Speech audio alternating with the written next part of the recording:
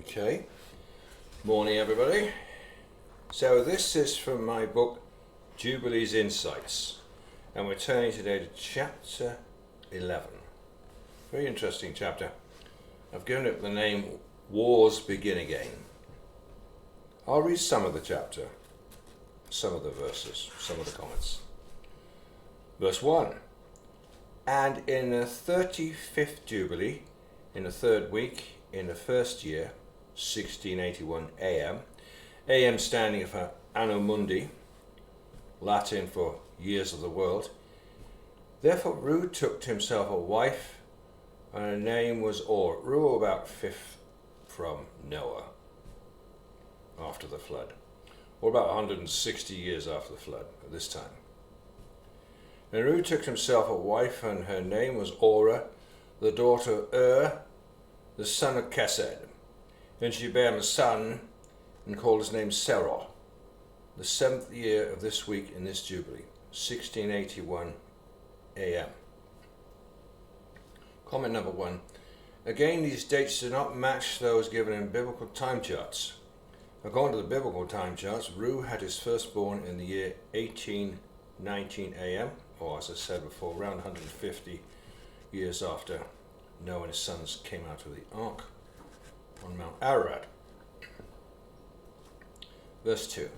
And the sons of Noah began to war on each other, to take captive and to slay each other, and to shed the blood of men on the earth, and to eat blood, and to build strong cities and walls and towers, and individuals began to exalt themselves above the nations, and to found the beginnings of kingdoms, and to go to war, people against people, and nation against nation, city against city.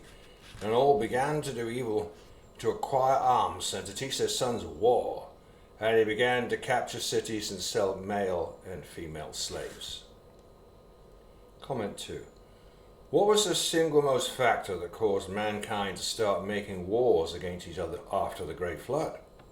Well, according to Scripture, it's always pride and contention. Look at the following amazing Bible verses from the book of James that really nail the topic in the head. James 4:1. From whence come wars and fighting among you? Come they not hence even of your lusts that war in your members? James 4:2. Ye lust and have not. Ye kill and desire to have and cannot obtain. Ye fight and war, yet ye have not because ye ask not. Ye ask and receive not, because ye ask amiss, they may consume it upon your lusts. Ye adulterers and adulteresses, know ye not the friendship of the world is enmity with God? Whosoever therefore be a friend of the world is the enemy of God. And there are more verses there in James 4. Comment 3. Talking about the great monster on the planet, we've been talking about it in the last classes, coming out of the bottomless pit. Within the planet, the great monster within the planet, the great red dragon, Satan himself, according to Revelation 12:7. Satan is the one who stirs up contentions and wars, inciting the nations to pride. Revelation 12:7. And it was war in heaven. Michael and his angels fought against the dragon, and the dragon fought and his angels. Job 41:33. Upon earth there's not his like, who is made without fear. He beholds all high things. He is a king over all the children of pride. Verse 3 and 4. And the son of Chesed built the city of Ur of the Chaldees, and called its name after his own name and the name of his father. And they made for themselves molten images, and they worshipped each the idol, the molten image which they had made for themselves. And they began to make graven images and unclean simulacra. And malignant spirits assisted and seduced them into committing transgression and uncleanness. Comment 4. A. Graven images and unclean simulacra. Here it's clearly talking about two different things, although somewhat similar. What's the difference between graven image and simulacra? Apparently, by using special enchantments and sorcery or witchcraft, certain idols of the gods and demigods would sometimes actually appear alive and seem to come alive to their worshippers and followers. This has been clearly shown in certain movies about the demigods. Comment 5. Malignant spirits assisted and seduced them into committing transgression and uncleanness. Here we see how that the disembodied spirits of the giants clearly became the demons or malignant spirits after the flood, started to plague mankind after the great flood, and he started to seduce mankind into transgression and uncleanness. Verse 5. And the prince Mastema exerted himself to do all this, and he sent forth other spirits. Of course, Mastema was the devil himself, another name for the devil. And those who were put under his hand to do all manner of wrong and sin, all manner of transgression, to corrupt and destroy and to shed blood upon the earth. Comment 6. People need to realize that Mastema, Satan, is never the friend of mankind. He's nothing but a deceiver, and his ultimate goal is to destroy all of God's creation, including all the people on the planet. People who so-called befriend Satan, even unknowingly, are putting themselves in mortal danger. Satan loves to set people up for a very big fall, one way or the other. Satan tempts people to commit crimes and then turns right around and accuses and condemns them for those crimes. In many cases, driving people to insanity and even demon possession or even suicide. He uses and then abuses his victims. For this reason, it's very important to have a strong faith in God and his Son Jesus the Messiah. Verse 6. For this reason he called the name of Sarah Sarug, for everyone turned to do all manner of sin and transgression. Comment 7. It wasn't even 200 years after the great flood that mankind again went astray, as before the great flood. And it was in the days of both Peleg and his grandson Sarug. The Tower of Babel was built by Nimrod's people, in which was a great transgression against God. And he grew up and dwelt in Ur of the Chaldees, near to the father of his wife's mother, and he worshipped idols. And he took to himself a wife in the 36th Jubilee, in the 5th week, in the first year thereof, 1744 AM, Anno Mundi, years of the world. Her name was Malka, the daughter of Kaba, the daughter of his father's brother, and she bare him Nahor in the first year of this week. And he grew and dwelt in Ur the Chaldees, and his father taught him the researches of the Chaldees to divine and augur, according to the signs of heaven. Comment 8. Taught him the researches of the Chaldees to divine and augur, according to the signs of heaven. Here it's clearly talking about the link between astrology, witchcraft, and sorcery. Astrology in itself is not bad, and is merely the study of the stars and how they influence mankind, God having afforded 12 basic star signs to mankind in order to make diversity in the characters of humans. However, if the knowledge of astrology causes awe to the beholders, when the stargazers and prognosticators prophesy things that cause fear, then astrology is being used for the dark side. It can even use spells and incantations. Almost all Satan's power of witchcraft is in using and instilling fear in his subject one way or the other. The ancient kings all had their astrologers and magicians. Notice in the book of Daniel, it states that Daniel and his 3 countrymen Shadrach, Meshach, and Abednego were 10 times wiser than the soothsayers, according to King Nebuchadnezzar. Daniel 1, 19 and 20. And the king communed with them, and among them was found none like Daniel, Hananiah, Mishael, and Azariah. Therefore stood they before the king. And in all matters of wisdom and understanding that the king inquired of them, he found them 10 times better than all the magicians and astrologers that were in his realm. Verse 9. And in the 37th Jubilee, in the 6th week, in the first year thereof, 1800 AM, or Anno Mundi, he took to himself a wife, and her name was Ishakar, the daughter of Nesteg of the Chaldees, and she bare him Terah. In the 7th year of this week, 1806 AM. And the prince Mastamus sent ravens and birds to devour the seed which was sown in the land, in order to destroy the land, rob the children of men of their labours. Before they could plough in the seed, the ravens picked it from the surface of the ground. And for this reason, he called his name Terah, because the ravens and the birds reduced them to destitution and devoured their seed. And the years began to be barren, owing to the birds, and he devoured all the fruits of the trees. And it was only with great effort that they could save a little of all the fruit of the earth in their days. Comment number 9. The fruit of wickedness and disobedience of part of Shem's descendants, Serug and his son Nahor and his son Terah.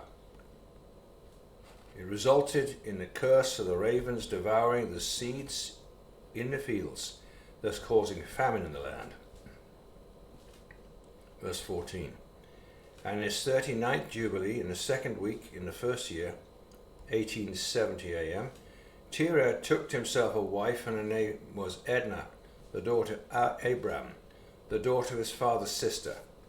And in the 7th year of this week, 1876 AM, or Anno Mundi, she bare him a son, called his name Abram, by the name of the father of his mother, for he had died before his daughter conceived a son. And the child, he's talking about Abraham here, began to understand the errors of the earth, that all went astray after graven images and after uncleanness. And his father taught him writing, and he was 2 weeks of years old, 14 years old, 1890 AM. And he separated himself from his father, that he might not worship idols with him. Comment 10. Finally, a son is born in the Shem lineage, who sought after God, and also emphatically decried the idol worshipping of both his father, grandfather, and great-grandfather. Because of Abraham's obedience, many were made righteous indeed. The promised land of Israel came forth from Abraham, because of his righteousness, after God had severely tested him on at least 10 occasions. Verse 17. And he began to pray to the Creator of all things, he might save him from the errors of the children of men, and that his portion should not fall into error after uncleanness and vileness. And the seed time came for the sowing of seed upon the land, and they all went forth together to protect their seed against the ravens. And Abraham went forth with those that went, and the child was a lad of 14 years. And a cloud of ravens came to devour the seed, and Abraham ran to meet them before they settled on the ground, and cried to them before they settled on the ground to devour the seed, and said, Descend not, return to the place whence ye came. And they proceeded to turn back. And he caused the clouds of ravens to turn back that day 70 times. And all the ravens throughout all the land where Abraham was, there settled there not so much as one. Comment 11. Because of the obedience to God of Abraham, at a young age of 14, God listened to the voice and prayers of Abraham, and obviously rebuked Masterman, his horrid ravens, sent them all away. Good riddance. The name of Abraham was, as he was still called, when only 14 years of age, was much set by the people of the Chaldees. 21. And all who were with him throughout all the land saw him cry out, and all the ravens turned back, and his name became great in the land of the Chaldees. Talking about Abraham here, when he was still called Abram. And there came to him this year all those who wished to sow, and he went with them until the time of sowing ceased. And they sowed their land, and that year they brought enough grain home and eat and were satisfied. In the first year, the 5th week, 1891 AM. Abraham taught those who made implements for oxen, the artificers in wood, and they made a vessel above the ground, facing the frame of the plough, in order to put the seed thereon. And the seed fell down therefrom upon the share of the plough, and was hidden in the earth, and they no longer feared the ravens. Comment 12.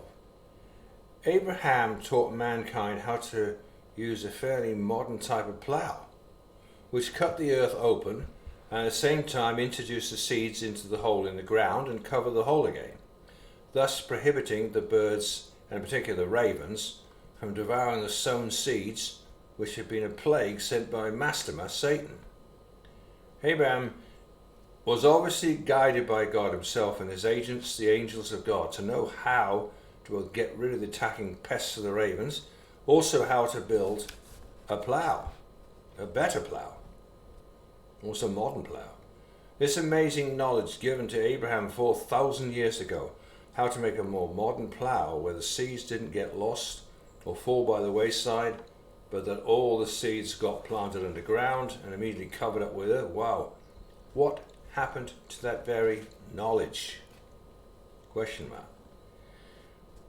Comment 13. Notice how that by the New Testament times, 2,000 years after Abraham, mankind had forgotten the use of the above-mentioned type of plough as designed by Abraham, even though it was clearly much better than the old-fashioned way of just digging holes and scattering the seed by hand. And this is clearly illustrated in the New Testament by Jesus himself. The normal way in his time as to how to plant seeds in the ground is illustrated aptly in the parable of the sower. Matthew 13:3. And he spake many things unto them in parables, saying, Behold, a sower went forth to sow. And when he sowed, some seeds fell by the wayside, and the fowls came and devoured them up, just like the ravens in Abraham's time. Some fell upon stony places, where they had not much earth. Forthwith they sprung up, because they had no deepness of earth. When the sun was up, they were scorched. Because they had no root, they withered away. And some fell among thorns, and thorns sprung up and choked them. But others fell on good ground, brought forth fruit, some 100-fold, some 60-fold, some 30-fold. Matthew 13:9. Who hath ears, let him hear. Comment 14. Modern ploughing today is in fact similar to Abraham's idea of ploughing, using a machine that both digs furrows, turns over the earth at the same time as planting the seeds under the ground, and thus zero loss of the seeds. Quite an amazing story about Abraham. It would seem that when a righteous man like Abraham lived, then God poured out more blessings of godly knowledge, which was very helpful at that particular time. 1. Drive away the pests of the ravens. 2. Create a machine that protects the seeds from being devoured again by the ravens. Unfortunately, it would also seem that mankind has often lost very important knowledge throughout time. Due to his wickedness and arrogant, blatant disobedience against God, man has learnt many things over and over again. As the scripture says, ever learning, never coming to a knowledge of the truth. It's like science falsely so called, a lot of it. Some's good, a lot of it's bad. Comment 15. Ancient knowledge destroyed. Man has written things down and even put his discovered knowledge into countless books, which were then assembled in libraries until there were more than 1 million books. Such was the case at the Grecian library in Alexandria in Egypt in the times before Christ, about 300 BC. And that library apparently contained much of the ancient knowledge. Then some new leader or religion arises that decides it doesn't like the ancient knowledge. Some leader insists they would prefer to keep future generations in the dark. So what they do, they burn all the books at Alexandria, 1 million of them. How many times has that happened throughout history? Dead Sea Scrolls. That was probably why we have the Dead Sea Scrolls. A Jewish sect around 100 AD decided to hide the ancient scrolls in a cave because they were afraid of the Romans destroying the books. It's wonderful that a small Arab boy found the Dead Sea Scrolls in a cave in Israel around 1949. Just that one discovery has enlightened the world through the many books that were revealed. Finding the Dead Sea Scrolls proved that many apocryphal books were actually originally written in Hebrew, and thus were indeed genuine, according to Jewish scholars' thinking. Comment 17. 15 apocryphal books were removed from the Bible in 1885. In 1885, 15 of the apocryphal books were taken out of the King James Version of the Bible under the pretext that because they were supposedly not written in Hebrew but Greek or some other language, then they must be fake. Well, the discovery of the Dead Sea Scrolls in 1949 proved them completely wrong, as many of the apocryphal books were found in the original Hebrew, including the books of Enoch, 2nd Ezra, Sirach, many others. Ecclesiastes 2:26. For God hath given to a man that is good in his sight wisdom and knowledge and joy, but to the sinner he giveth travail, to gather and to heap up, that he may give to him that is good before God.